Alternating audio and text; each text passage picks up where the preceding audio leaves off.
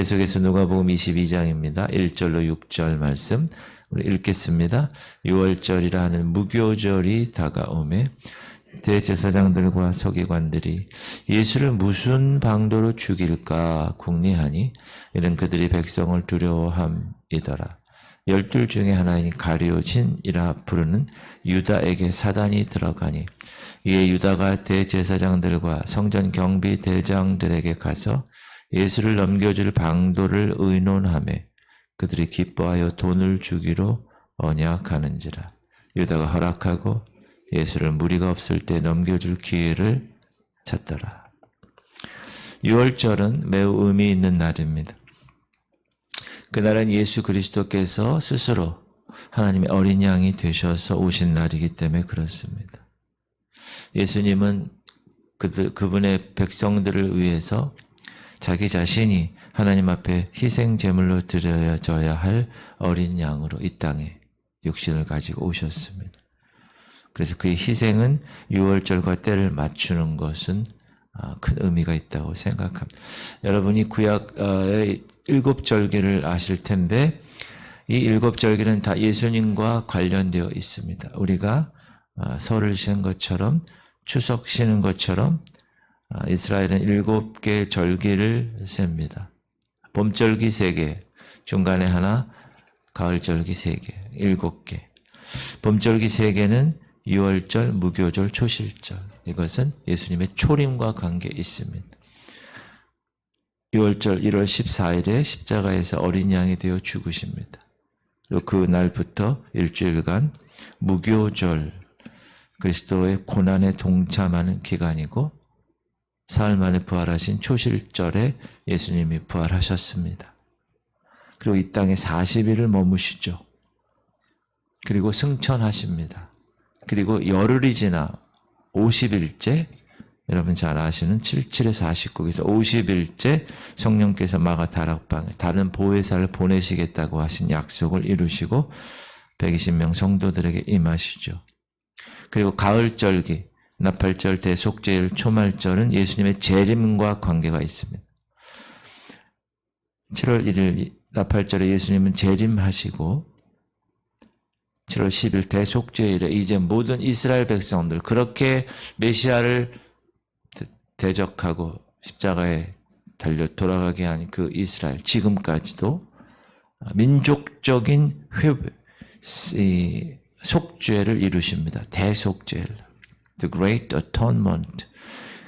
그리고 이스라엘 민족을 택한 이스라엘 민족을 구원하시죠.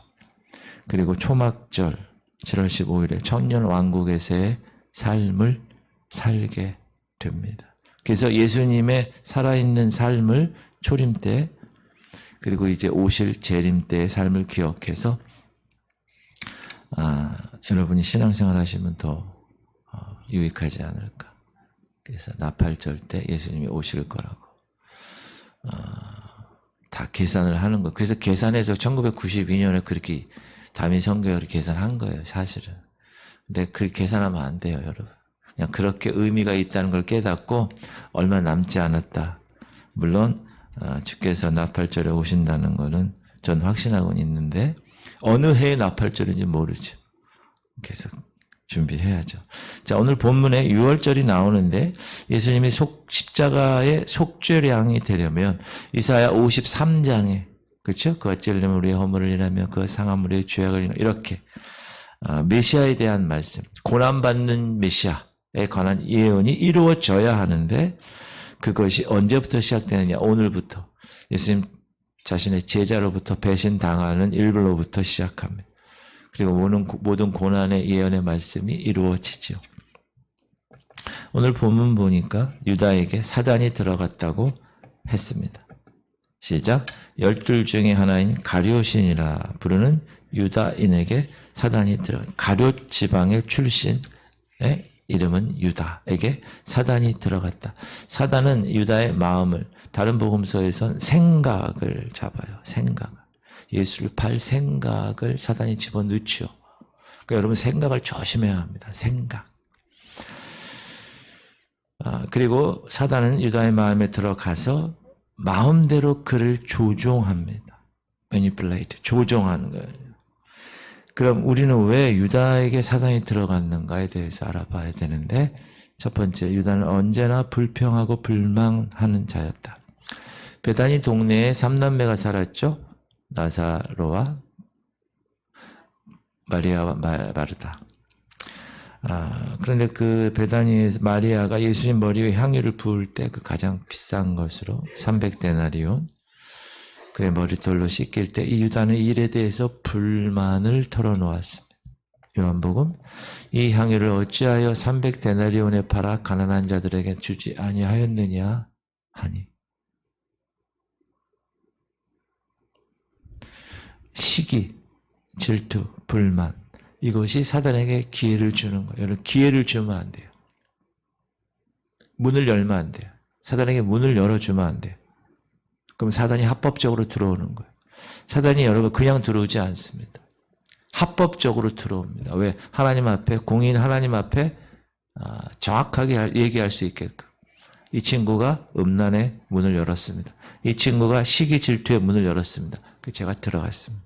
아무 말 못하게. 사단은 이런 기회를 엿봅니다. 여러분, 생각 조심해야 됩니다. 그 마음속에 들어가게 되는 거.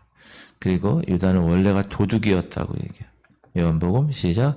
이렇게 말함은 가난한 자들을 생각함이 아니요 그는 도둑이라 돈꾀를 맞고 거기 넣는 것을 훔쳐 가미르라. 300데나리온 팔아서 가난한 사람에게 주지라고 말하는 것은 가난한 자를 생각한 것이 아니고 도둑이에요.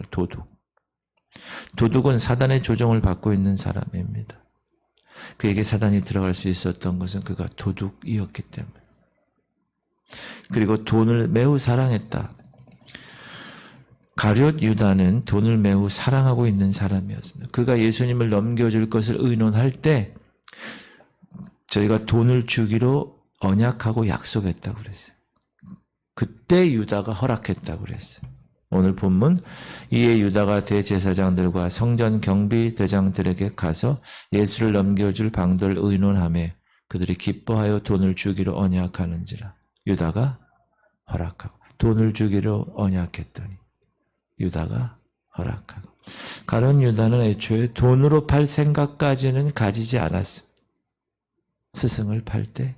그런데 돈을 주기로 약속하니까 마음이 크게 움직였습니다. 돈 앞에. 그걸 좋아했습니다. 그리고 허락했습니다. 돈에 대해서 성경은 그러나 어떻게 얘기하죠?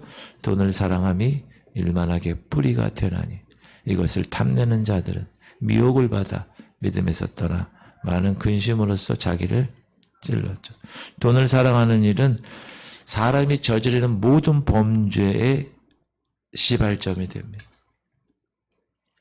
사람이 미혹받는 일 중에 돈이 가장 으뜸입니다. 결국 돈을 사랑한 유다는 마귀의 유혹에 넘어갈 수밖에 없었습니다. 유다는 간교한 자라, 간교한 인간성을 가진 소유자였다. 그는 자기 선생을 팔 때, 스승을 팔 때 가까이 가서 천연덕스럽게 입맞추기로 하니 그 사람 신호를 짜죠. 그래서 선생님이요 안녕하시옵니까? 아주 간교하게 천연덕스럽게. 마태복음, 예수를 파는 자가 그들에게 군호를 짜 이르되 내가 입맞추는 자가 그이니 그를 잡으라 한지라. 곧 예수께 나와 라삐요 안녕하시옵니까 하고 입을 맞추니. 간교한. 성경은 간교한 존재를 마귀라고 말합니다. 창세기 3장에 나타난 뱀, 하와에게 선악과를 유혹했던 뱀, 하나님이 창조하신 들짐승 중 가장 간교한 자였다고 얘기하죠. 시작. 창세기. 그런데 뱀은 여호와 하나님이 지으신 들짐승 중에 가장 간교하니라. 마귀는 이처럼 유다의 간교한 마음에 들어간 것. 합법적으로 연 거예요, 문을. 들어간 거예요. 일단 사단이 그 가룟 유다 마음에 들어가니 그는 그의 결심을 굳힙니다. 그리고 예수 그리스도를 넘겨줄 기회를 찾고 있었다. 여러분, 사단이 들어가면 사람의 마음이 강팍해집니다. 사단은 자기의 계획을 그런 사람을 통하여 추진합니다. 사단이 들어간 사람 회개할 수가 없습니다.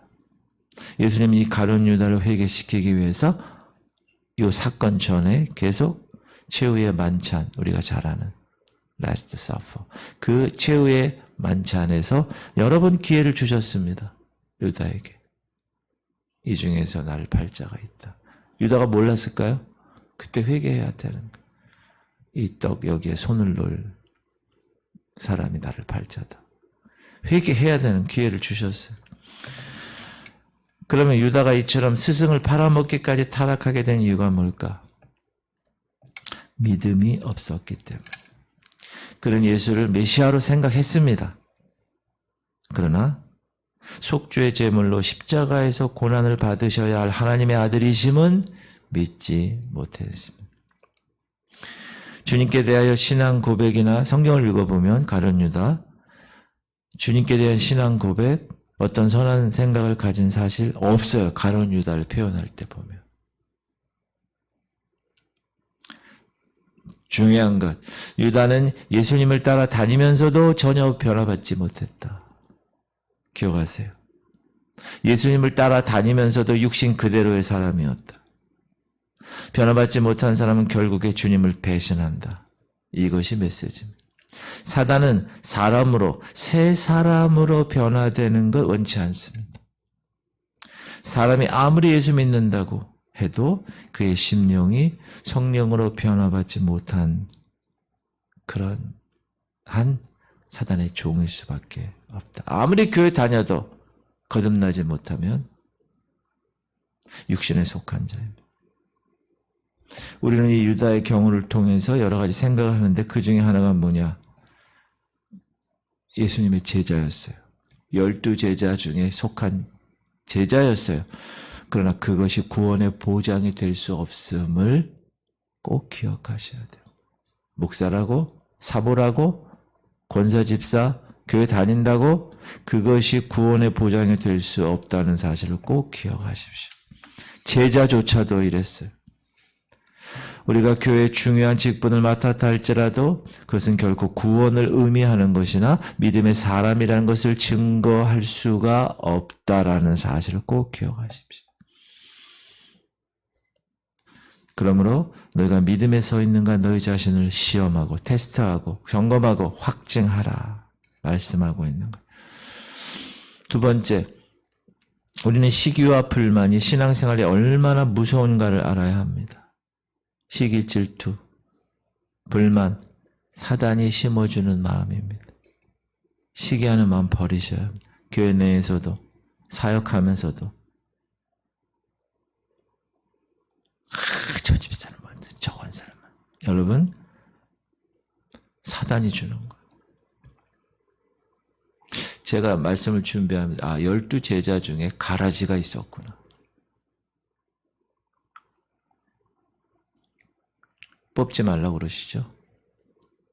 교회에서도 가라지가 있다는 사실을 꼭 기억하십시오. 주님이 3년 반 동안 같이 있었던 제자들에게도 가라지가 있었는데. 세 번째는 돈을 사랑하는 마음이 주님을 배신하는 일에 한몫을 했다는 거예요. 돈을 사랑하는 마음은 누구에게나 있죠. 그러나 그 돈 때문에 예수 믿고 주님 따르고 순종하는 일에 방해받는다. 그는 이미 사단에게 종으로 사로잡혀 있는 사람입니다. 정신 차려야. 여러분, 돈 때문에 이렇게 될 수가 있다. 돈 때문에.